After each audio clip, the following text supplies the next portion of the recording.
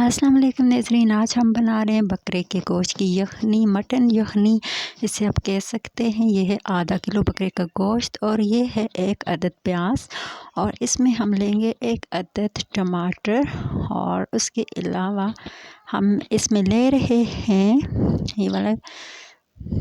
ये है मसाले कुछ। इसमें लहसुन है साबुत और काली मिर्च है, इसमें है इलायची, लौंग और ज़ीरा। तो ये हमने इसमें ऐड किया है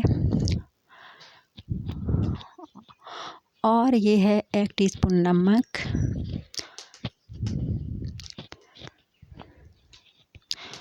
अब हम इसमें ऐड करेंगे हल्दी।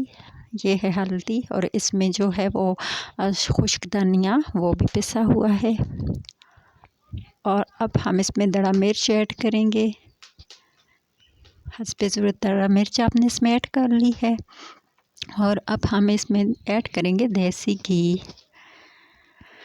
आप चाहें तो इसमें घी ऐड नहीं भी कर सकते, लेकिन देसी घी में आपको पता है कि बहुत सारे प्रोटीन्स होते हैं और इससे जो है यखनी का मज़ा भी दुबाला हो जाता है और ताकत से भरपूर होती है।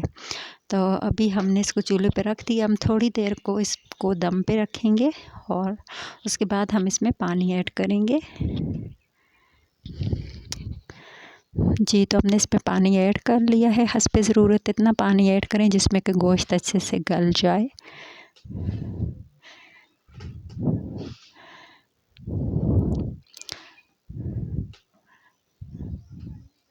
हमने इसमें 2 प्याले पानी ऐड किया है, आप अपनी मर्ज़ी से इसमें पानी ऐड कर सकते हैं और अब हम इसको कवर करेंगे। कवर करने के बाद ये बिल्कुल हमारी यखनी आधे घंटे में रेडी हो चुकी है और बहुत ही ज़बरदस्त खुशबू और जायका है इसका।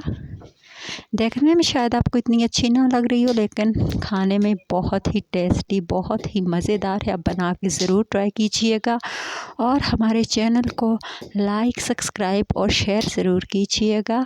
बेल आइकन को लाजमी प्रेस कीजिएगा।